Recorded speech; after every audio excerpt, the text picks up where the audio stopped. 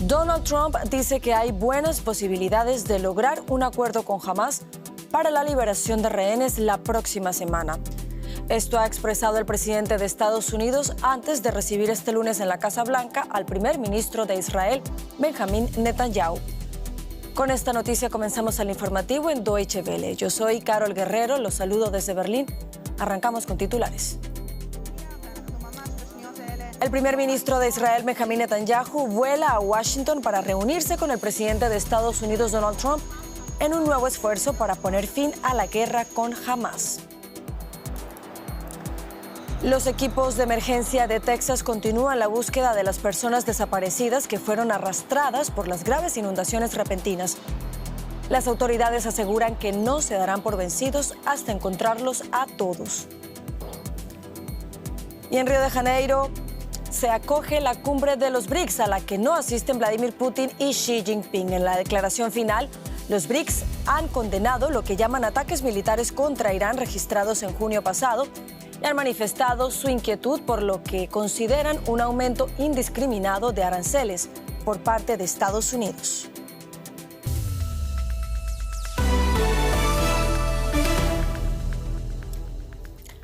El primer ministro de Israel, Benjamín Netanyahu, viaja a Estados Unidos en un momento crítico para la situación política en Oriente Medio. Mientras se negocia un eventual alto al fuego entre Israel y Hamás, grupo considerado terrorista por la Unión Europea, se intenta también alcanzar un acuerdo duradero con Irán. La de este lunes será la tercera visita de Netanyahu a Washington desde que Donald Trump volvió a la Casa Blanca.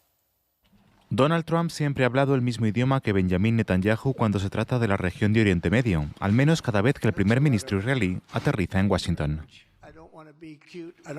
No quiero sonar simpático ni hacerme el listo, pero la Riviera de Oriente Medio podría ser algo espectacular. Tener una fuerza de paz como Estados Unidos allí, controlando y dominando la Franja de Gaza, sería algo bueno. Pero ya no se trata solo de este enclave. Con cada visita de Netanyahu a la Casa Blanca, las motivaciones de ambos no dejan de crecer. Los planes incluyen Irán, Gaza, Siria y la expansión de los acuerdos de Abraham, pero también hay una agenda oculta. Trump siempre guarda un as bajo la manga, así que prepárense para la sorpresa. Eso sí, entre ellos hay química y a veces esa química es explosiva. ¿Y qué planes secretos son? Podría ser que Trump quiera dejar claro quién manda. El mandatario se enfadó cuando, tras respaldar los ataques israelíes contra Irán y anunciar un alto el fuego, Israel lo ignoró y siguió bombardeando. Se trata de dos países que llevan peleando tanto tiempo que ya no saben qué demonios están haciendo. Sin embargo, Netanyahu detuvo los ataques contra Irán y ahora, según los expertos, él y Trump podrían estar preparando una especie de celebración en Washington como ganadores de la llamada Guerra de 12 días, pero algunos advierten que es pronto para hablar de victoria. Esto me recuerda cuando el presidente George Bush, hijo, habló de misión cumplida 6 meses después de invadir Afganistán, cuando en realidad terminamos con 20 años de guerra, tanto allí como en Irak. El posible alto el fuego en Gaza también está en la mesa, una ventaja para ambos. Trump quiere verse como el pacificador, asegura que Israel ya aceptó las condiciones necesarias para una tregua de 60 días. Un anuncio público que podría mejorar la imagen de Netanyahu ante los israelíes. La guerra de los 12 días con Irán hizo más por la paz en Gaza después de 20 meses de conflicto de lo que imaginábamos. Para Netanyahu es la oportunidad de recuperar su apodo, Mr. Seguridad, es decir, lograr la paz a través de la fuerza. Y a cambio de las dos treguas, Netanyahu podría recibir algo más, el respaldo de Trump contra los cargos de corrupción que enfrenta en Israel. El presidente estadounidense ya criticó a los fiscales israelíes en redes y ha ganado apoyo popular tras usar las bombas antibúnker contra Irán. Trump no solo lanza bombas, también arrasa en las encuestas. En Israel es más popular que cualquier líder local, así que con su apoyo Netanyahu puede ganar puntos en casa. Mientras Netanyahu vuelve a cruzar la columnata de la Casa Blanca, las apuestas suben por Gaza, por Irán y por dos líderes que necesitan sí o sí que esta visita sea un éxito. Y muy atento a esta nueva visita del primer ministro de Israel a Washington se encuentra el periodista José Díaz Briceño, a quien saludamos ahí en la capital estadounidense. José, buenas noches. ¿Qué se puede esperar de este encuentro mañana entre Donald Trump y Benjamin Netanyahu ahí en Washington? El propio presidente Trump, como bien decían, ya hoy mismo aseguró que en al menos dos flancos estaría enfocada la atención de los dos líderes este lunes en la Casa Blanca. Por un lado, en buscar lo que ellos denominan un acuerdo duradero con Irán, y esto obviamente habla de la presión que ambos buscarían ejercer sobre el régimen de Teherán para finalmente asegurar un fin total del programa nuclear iraní después de los ataques de esta guerra de 12 días que dejaron al menos fuertes degradaciones en estos programas. Al mismo tiempo, el presidente Trump asegura que un tema que se discutirá sin duda será el tema de Gaza. Esto, bien se decía, es un dilema para el propio presidente Trump, pues en ciertos momentos de los meses pasados ha mostrado una cierta insatisfacción con Netanyahu, pero a final de cuentas siempre termina respaldándolo, asegurando que es un gran líder y lo defiende incluso de los que él considera son ataques del sistema judicial israelí en su contra. Estos son palabras de Trump y de la propia vocera de la Casa Blanca. Y sin embargo, como bien se señalaba, la llegada de Netanyahu a la Casa Blanca sin duda será un motivo de festejo, pues a final de cuentas la degradación no solo de Irán, sino de distintos de sus aliados alrededor de Medio Oriente, pues representa una clara evidencia de que Israel ha quedado como la principal potencia en esa región. Esto es algo que sin duda intentarán reforzar el día de mañana. Esperaremos a ver si hay una rueda de prensa, porque la última resultó explosiva con distintos señalamientos de Trump, y veremos si insiste en un eventual transformación de la Franja de Gaza en una ribera del Medio Oriente, como decía. Pues estaremos muy atentos a ese encuentro este lunes. José, sigue con nosotros, por favor, ya volvemos contigo. Y continuamos en Estados Unidos porque el presidente Donald Trump firmó este domingo una declaración de emergencia por desastre natural para atender al estado de Texas, donde aumenta el número de víctimas de las inundaciones repentinas registradas el viernes. Al menos 80 personas murieron, varios menores entre ellas, y hay 41 desaparecidos. Los equipos de rescate continúan buscando a 11 niñas que se encontraban en un campamento de verano afectado por las rápidas crecidas del río Guadalupe. Las graves inundaciones en el centro sur de Texas han provocado daños en 15 condados. Volvemos con José Díaz Briceño a Washington. José, a medida que pasan las horas aumenta el número de víctimas por estas inundaciones en Texas. ¿Cómo se puede explicar este número tan alto y en la práctica en qué se traduce la declaración de emergencia por desastre natural firmada hoy por el presidente Trump?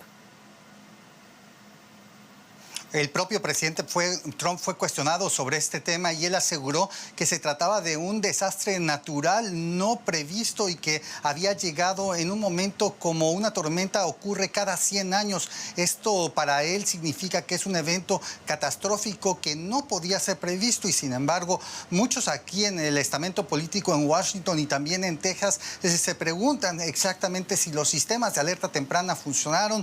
Esto es una evaluación que está ocurriendo, pues recordemos, tanto a nivel federal en el gobierno de Trump como en el gobierno de Texas ha habido fuertes recortes a las distintas agencias de manejo de emergencias, y algunos se preguntan si esto tuvo un impacto o no en la respuesta rápida para evacuar en las zonas que podía ocurrir justamente una potencial inundación. La declaración firmada hoy por el presidente Trump básicamente detona los programas de emergencia del gobierno federal para apoyar a localidades y al propio estado de Texas. Esto fue solicitado directamente por el gobernador del estado y permite que individuos, negocios y también las propias autoridades tengan accesos a recursos que no necesariamente cuentan o que han sido dañados, incluso para algunos individuos poder reclamar las reparaciones de sus propios hogares. Hasta el momento todavía hay docenas de personas desaparecidas y se enfoca justamente los esfuerzos no solo del gobierno estatal, sino de la propia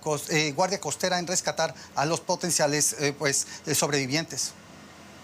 José Díaz Briceño en Washington, gracias por estas informaciones. Y vamos ahora a Brasil porque allí los miembros del bloque BRICS de economías en desarrollo están reunidos desde este domingo en Río de Janeiro para una cumbre de 2 días. Entre los temas que se están abordando destacan los aranceles de Estados Unidos, el cambio climático y el ataque de Israel a Irán. También hubo un pedido conjunto de cese al fuego inmediato en Gaza y la retirada completa de Israel del enclave palestino. Además, los países que integran el bloque superaron las discrepancias y avalaron la reforma del Consejo de Seguridad de la ONU, pidiendo la incorporación de Brasil e India a este órgano. El encuentro estuvo marcado por las ausencias de los líderes de China y Rusia, Xi Jinping y Vladimir Putin. Los países miembros de los BRICS representan cerca de la mitad de la población mundial y el 40% de la producción económica global.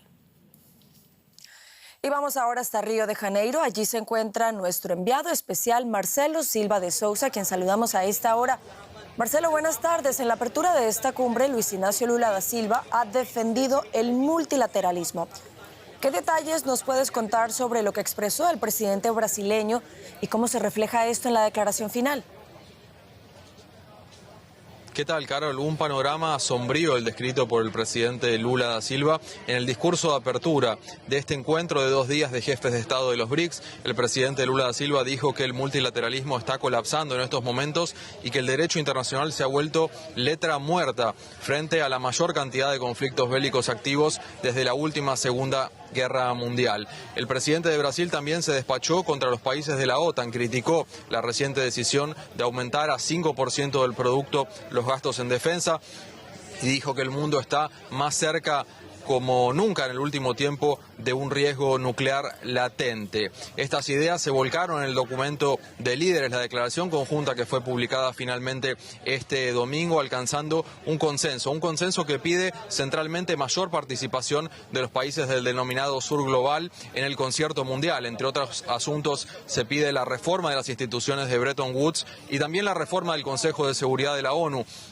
Una prioridad de la presidencia brasileña de los BRICS que pide asiento para países de América Latina, África y Asia. Un capítulo importante lo llevaron los conflictos bélicos. El presidente Lula dijo que no son justificadas las acciones terroristas de Hamás, pero al mismo tiempo dijo que no puede ser indiferente con lo que llamó un genocidio de Israel en Gaza y acusó a ese país de usar el hambre como una arma de guerra. Otro de los párrafos importantes de este documento de líderes tiene que ver con las críticas a la política comercial de Donald Trump, sin estar mencionado el presidente americano. Se lo acusa de haber implementado medidas arancelarias unilaterales que perjudican el comercio global. Marcelo Silva de Sousa en la cumbre de los BRICS en Río de Janeiro. Muchas gracias por estas informaciones. Y en Colombia, un juez ordenó la reclusión de Elder José Arteaga, alias El Costeño, acusado de coordinar el atentado en el que un adolescente disparó contra el precandidato conservador presidencial Miguel Uribe Turbay durante un acto de campaña. Arteaga fue capturado este sábado en Bogotá por la presunta planificación del ataque, incluyendo el suministro del arma. La Fiscalía le imputó los cargos de tentativa de homicidio, concierto para delinquir y porte de armas agravado, entre otros. Arteaga, quien niega los cargos, es el 5º sospechoso capturado mientras avanza la investigación de un atentado que conmocionó al país. El senador opositor continúa en estado crítico. Y cambiamos completamente de tema para irnos a Estonia, porque miles de músicos realizaron un concierto de 7 horas en Tallinn, la capital de este país, para cerrar la celebración de los Días de la Canción y la Danza Estonia. Este festival de 4 días, considerado Patrimonio Cultural de la UNESCO, es uno de los mayores eventos corales en el mundo. Se celebra desde el año 1928 cada 5 años y congrega a decenas de coros que interpretan himnos y canciones de la música folclórica estonia. A finales de los años 80, el festival inspiró la Revolución Cantada, un momento histórico que concluyó con la independencia de los países bálticos.